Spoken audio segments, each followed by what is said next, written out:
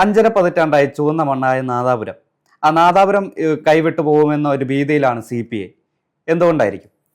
നമുക്കറിയാവുന്നതാണ്, കേരളത്തിലൊന്നാകെ ഒരു ഭരണവിരുദ്ധ വികാരം ആഞ്ഞടിച്ചുകൊണ്ടിരിക്കുന്ന ഒരു സമയമാണ്. കഴിഞ്ഞ 10 വർഷമായിട്ട് ഇവിടെ LDF ആണ് ഭരിച്ചുകൊണ്ടിരിക്കുന്നത്. അതിൽ തന്നെ പിണറായി വിജയനാണ് മുഖ്യമന്ത്രിയായിട്ടിരിക്കുന്നത്. ആദ്യത്തെ 5 വർഷം ഓക്കെ ആയിരുന്നു. അതിനിടയ്ക്ക് നിപ്പ വന്നു, കൊറോണ വന്നു, അങ്ങനെ പല വിഷയങ്ങൾ വന്നു കഴിഞ്ഞപ്പോഴേക്കും അന്നത്തെ ആരോഗ്യവകുപ്പ് മന്ത്രിയായിരുന്ന ഷൈല ടീച്ചറിന്റെ അതിനകത്ത് ഒരുപാട് വിഷയങ്ങളുണ്ടായിട്ടുണ്ട്. ടീച്ചറിന്റെ ഭാഗത്ത് നിന്ന് PPI കിറ്റ് വിവാദം അങ്ങനെയുള്ള സംഭവങ്ങളൊക്കെ വന്നിട്ടുണ്ടെങ്കിൽ പോലും നല്ല രീതിയിൽ ആരോഗ്യ മേഖല അടക്കമുള്ള മേഖലകൾ മുന്നോട്ട് പൊക്കോണ്ടിരിക്കുന്നു. പ്രശ്നങ്ങളൊന്നുമില്ല, എന്നാലും പ്രശ്നങ്ങളുണ്ട്. പക്ഷെ അതെല്ലാം തന്നെ പാർട്ടിക്കുള്ളിൽ നിൽക്കുന്നു. പിന്നെ കിറ്റ് വിവാദം നമുക്കറിയാം. കിറ്റിലൂടെ അടുത്ത 5 വർഷം കൂടി നേടിയെടുത്തു എന്ന് വേണം പറയുവാനായിട്ട്. പക്ഷേ ജനകീയ വികാരം എന്ന് പറയുന്ന ഒരു പോയിന്റിൽ മുറുക്ക പിടിച്ചുകൊണ്ടാണ് ഈ 5 വർഷത്തിന് ശേഷം വീണ്ടും ഇവിടെ LDF അധികാരത്തിൽ. നമുക്കറിയാം 2018 ഒരു പ്രളയം. ആ പ്രളയം എങ്ങനെ ഉണ്ടായി എന്നും നമുക്കറിയാം. അതിനെക്കുറിച്ച് നമ്മൾ സംസാരിച്ചിട്ടുള്ളതാണ്. പക്ഷേ ആ ഒരു സമയത്ത് ഇവിടുത്തെ കേരളത്തിലെ ജനങ്ങളെ എല്ലാവരെയും ഒന്നിച്ച് നിർത്തുവാനും അതുപോലെ തന്നെ അവർക്ക് വേണ്ട സഹായങ്ങൾ എത്തിച്ചു നൽകുവാനും ഒക്കെ അന്നത്തെ മന്ത്രിസഭ വളരെ ശക്തമായി തന്നെ മുന്നിൽ നിന്നിരുന്നു. നമ്മുടെ മത്സ്യത്തൊഴിലാളികൾ അടക്കമുള്ള നമ്മുടെ കേരളത്തിന്റെ തദ്ദേശീയ സൈന്യം എന്ന് തന്നെ പറയാവുന്ന രീതിയിൽ അവരിറങ്ങി പുറപ്പെടുന്നു. അതിൻ്റെ റീലുകൾ ഇറങ്ങുന്നു, അതിൻ്റെ വീഡിയോകൾ വരുന്നു. അങ്ങനെ മൊത്തത്തിൽ എന്താ പറയുന്ന ഈ മറ്റേ നമുക്ക് അവിടെ ആവശ്യത്തിനുള്ള ഈ പ്രളയബാധിത പ്രദേശങ്ങളിലേക്ക് ആവശ്യത്തിനുള്ള ഭക്ഷണ സാധനങ്ങൾ, വസ്ത്രങ്ങൾ ഇതൊക്കെ എത്തിക്കുന്നതിലൊക്കെ ആ ഒരു സമയത്ത് കറക്റ്റായിട്ടുള്ള ഒരു മീറ്റർ പിടിച്ചതിൻ്റെ ഫലം എന്നോണം അടുത്ത 5 വർഷം കൂടി കേരളത്തിലെ ജനങ്ങൾ ഈ പറയുന്ന LDF സർക്കാരിന് വിട്ടുകൊടുക്കുകയാണ്. തുടർ ഭരണം വരികയാണ്. അതെ. പക്ഷെ അവിടെ എന്താണ് സംഭവിച്ചത്?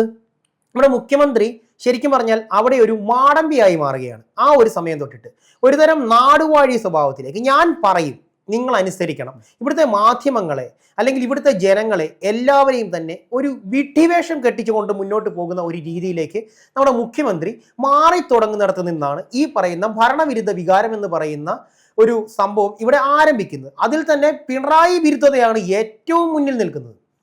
ഭരണവിരുദ്ധ വികാരം എന്നതിലുപരി പിണറായി വിരുദ്ധത ഏറ്റവും ഉയർന്നു നിൽക്കുന്ന ഒരു സാഹചര്യത്തിൽ അതിനിടയിൽ തന്നെ ജനങ്ങളെ വ്രണപ്പെടുത്തുന്ന, ജനങ്ങളുടെ മനസ്സിനെ വ്രണപ്പെടുത്തുന്ന ഒരുപാട് വിഷയങ്ങളിവിടെ വന്നുപോയി.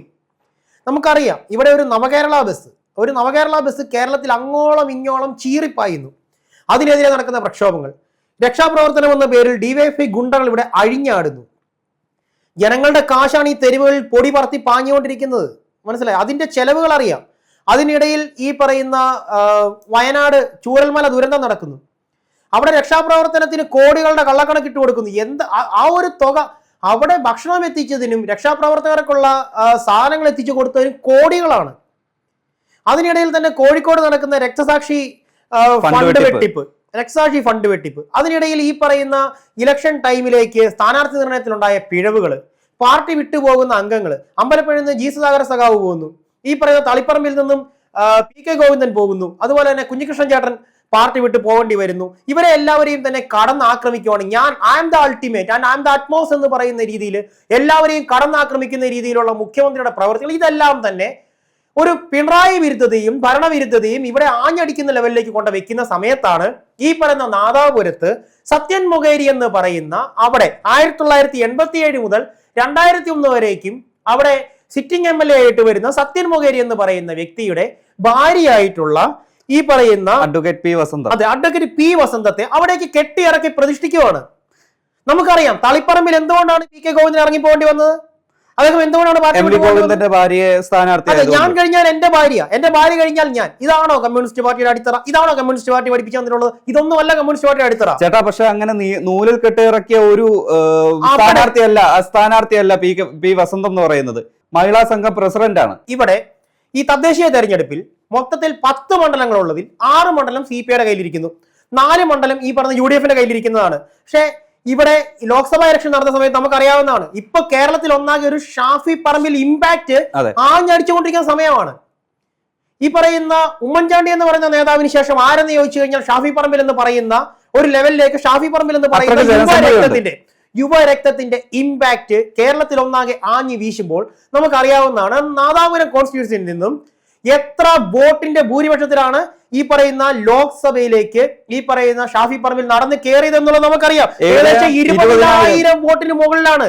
ഇവിടെ ഈ തദ്ദേശീയ തെരഞ്ഞെടുപ്പിൽ 6 സീറ്റ് LDF പിടിക്കുമ്പോഴും UDFന്റെ ധൈര്യം എന്ന് പറയുന്നത് 5500ഓളം വോട്ടിന്റെ ലീഡ് അവിടെ UDF നേടിയെടുക്കുന്നുണ്ട് എന്നുള്ളത് തന്നെ UDFന്റെ വിജയ സാധ്യത നാദാപുരത്ത് വർദ്ധിപ്പിക്കുകയാണ്. പിന്നെ അവിടെ മത്സരിക്കുന്ന ഈ KM അഭിജിത്ത് പാർട്ടിയുടെ യുവരക്തമാണ്. കോഴിക്കോട് സൗത്തിൽ ഈ പറയുന്ന KM അഭിജിത്ത് നടത്തിയിട്ടുള്ള പ്രവർത്തനങ്ങൾ കേരളം മുഴുവൻ കണ്ടതാണ്. അതെ, 4.5 വർഷത്തോളം ആ കോഴിക്കോട് സൗത്ത് വരെ ഫോക്കസ് ചെയ്ത് വർക്ക് ചെയ്ത ഒരാളാണ്. അത് കഴിഞ്ഞ് സ്ഥാനാർത്ഥികളുടെ സമയത്താണ് ഇദ്ദേഹത്തെ ജനസമ്മതനാണ്.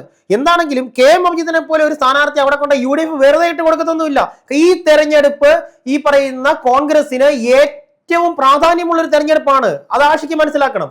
കാരണം ഈ ഒരു തവണ ഭരണം പിടിച്ചെടുത്തേ പറ്റൂ എന്നുള്ള തീരുമാനത്തിലാണ് ഈ പറയുന്ന ഈ കോൺഗ്രസ് ഇവിടെ ഇപ്പൊ സ്ഥാനാർത്ഥികളെ ഇട്ടിട്ടുള്ളത്. നമുക്കറിയാം ശക്തരായ സ്ഥാനാർത്ഥികളാണ് എല്ലാവരും തന്നെ.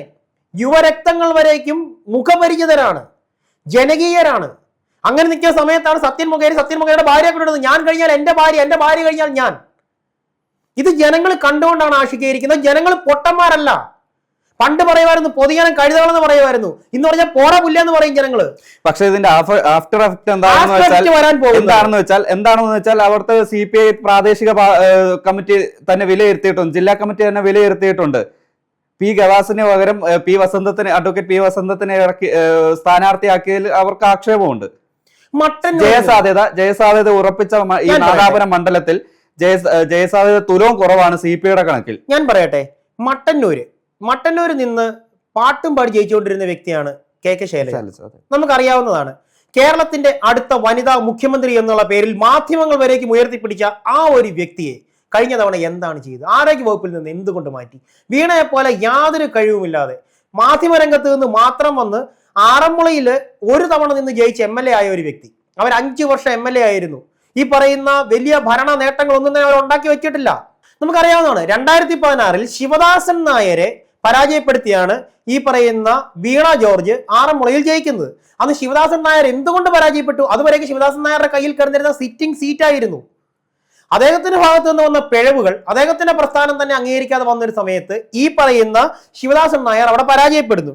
അതും 7000 വോട്ടിന്റെ ഭൂരിപക്ഷത്തിലാണ് ഈ പറയുന്ന ഇവർ ജയിച്ചു വരുന്നത്, ഈ വീണ ജോർജ് ജയിച്ചു വരുന്നത്. അതിനുശേഷമുള്ള തിരഞ്ഞെടുപ്പിൽ അത് 19,003 ആക്കി ശിവദാസൻ നായർക്കെതിരെ തന്നെ വീണ ജയിക്കുന്നു. വീണ ആരോഗ്യവകുപ്പ് മന്ത്രിയാകുന്നു. അതിനുശേഷം ഇവിടെ ആരോഗ്യവകുപ്പിൽ എന്തൊക്കെ നടന്നു എന്നുള്ളത് ഞാൻ പറയാതെ തന്നെ ആഷിക്ക് കണ്ടു മനസ്സിലാക്കിയിട്ടുള്ള കാര്യങ്ങളാണ്. ആരോഗ്യവകുപ്പിന് നിലനിൽക്കുന്നപ്പോ എന്താണ്? മൊത്തത്തിൽ തകർന്ന് തരിപ്പണമായി കിടക്കുകയാണ്. ആരോഗ്യ മേഖല സിസ്റ്റത്തിന്റെ തകരാറിലാണ് കിടക്കുന്നതെന്നാണ് വീണ ജോർജ്. സിസ്റ്റം ആരാണ്? Who is the system? ഭരിക്കുന്നവരെ തന്നെ അല്ലേ? അപ്പൊ ആരുടെ തകരാറാണ്? ഭരിക്കുന്നവരുടെ തകരാറ്. എന്നിട്ട് പിന്നെ എന്ത് കാരണം വെച്ചിട്ട്, എന്ത് മുഖം വെച്ചിട്ട് വീണ്ടും അവർ ആറന്മുളയിലേക്ക് ചെല്ലുന്നു? നമ്മുടെ വിഷയം ആറന്മുളയല്ല, നാദാപുരമാണ്. മനസ്സിലായോ?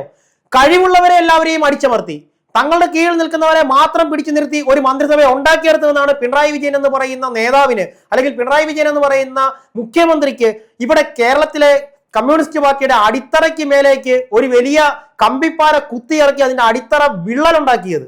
ആ വിള്ളല് വ്യാപിച്ച് ചിലന്തിവല പരരുന്ന പോലെ മൊത്തം ഭിത്തിയിലേക്കും വിള്ളല് വ്യാപിച്ച് ഇപ്പോ അടിത്തറയില്ലാതെ മേൽക്കൂര ഒന്നാകെ നിലംപൊത്തുന്ന ഒരു അവസ്ഥയിൽ നിൽക്കുമ്പോൾ നാദാപുരത്ത് ഇതാ ഒരു ഫാമിലി കോൺസ്റ്റിറ്റ്യുവൻസി ക്രിയേറ്റ് ചെയ്യാൻ ശ്രമിക്കുകയാണ്. മനസ്സിലായോ? നാദാപുരം പൂർണ്ണമായിട്ടും കൈവിട്ടു പോകുന്നുള്ള കാര്യം ഈ പറയുന്ന CPM മേഖലകൾ തന്നെ പറയുന്നു. നാദാപുരത്ത് ഈ പറയുന്ന വസന്തം തോൽക്കുമെന്ന് നമ്മൾ പറയുന്നതല്ല, CPM നേതൃത്വം ഇവിടുത്തെ മാധ്യമങ്ങൾ പറയുന്നില്ല. നമുക്കാർക്കും ഇവർ ജയിച്ചാലും തോറ്റാലും ഒന്നുമില്ല. Who cares? അതാണ് നമ്മുടെ സ്റ്റാൻഡ്. Who cares? ഓണം പിറന്നാലും ഉണ്ണി പിറന്നാലും കോരന് കുമ്പിളി കഞ്ഞി എന്ന് പറഞ്ഞാൽ ഇവിടെ ആര് ജയിച്ചാലും ആര് നേടിയാലും നമ്മൾ അധ്വാനിച്ചാലും നമുക്ക് കഞ്ഞി കുടിക്കാൻ പറ്റുമെന്നുള്ള രീതിയിലാണ് നമ്മൾ മുന്നോട്ട് പോയിക്കൊണ്ടിരിക്കുന്നത്. അവിടെ ആര് ജയിച്ചാലും നമുക്ക് പ്രശ്നമല്ല. പക്ഷേ പറയേണ്ട കാര്യങ്ങൾ പറയേണ്ട സമയത്ത് പറയേണ്ടവരോട് പറയുന്നതുകൊണ്ടാണ് നമ്മൾ മാധ്യമങ്ങൾ എന്നറിയപ്പെടുന്നത്. ജനങ്ങൾ അറിയേണ്ട കുറച്ച് കാര്യങ്ങളുണ്ട്. ഒരു പ്രസ്ഥാനം ഒരിക്കലും ഒരു കുടുംബത്തിന്റെയും കുത്തകയല്ല. ജനങ്ങളാണ് ജയിപ്പിക്കുന്നത്, ജനങ്ങളാണ് രാജാക്കന്മാർ. നമ്മുടെ ഭൃത്യന്മാരാണ് ഓരോ മന്ത്രിമാരും. നമുക്ക് മേലേക്ക് കയറി നമ്മളെ നമ്മളെ അധികാരത്തിൽ അങ്ങ് ആറാടുമ്പോൾ, നമ്മളെ അടിമകളാക്കി ഭരിക്കുമ്പോൾ 5 വർഷം കൂടുമ്പോൾ അതിനെതിരെ പ്രതികരിക്കാനായിട്ട് ജനങ്ങൾക്ക് കിട്ടുന്ന അവസരമാണ് ഓരോ ഇലക്ഷനും.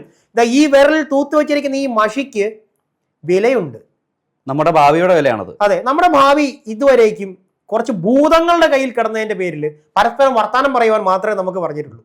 ചേട്ടാ, നമുക്ക് വരുമ്പോ നാദാപുരത്തേക്ക് വരുമ്പോൾ നാദാപുരം മണ്ഡലം പൂർണ്ണമായും കൈവിട്ടു പോകുമെന്ന് CPM കേന്ദ്രങ്ങൾ തന്നെ പറയുന്നു. അവർക്കറിയാം കാരണം അവർക്ക് പിഴവുകൾ സംഭവിച്ചിരിക്കുന്നു. അതിനിടയ്ക്ക് പാർട്ടിക്കുള്ളിൽ നിന്ന് തന്നെ പാർട്ടി വിരുദ്ധത മുന്നിലേക്ക് വന്നിട്ടുണ്ട്. പടലപ്പിണക്കങ്ങളാണോ ഈ പറയുന്ന കെട്ടിയിറക്കിയ സ്ഥാനാർത്ഥിയെ ഞങ്ങൾക്ക് വേണ്ട എന്ന് പറഞ്ഞ് പോസ്റ്റർ ഒട്ടിച്ചിട്ടുണ്ട്? അതറിഞ്ഞില്ലേ ആഷിക്ക്? അത് ആരൊട്ടിച്ചതാണ്?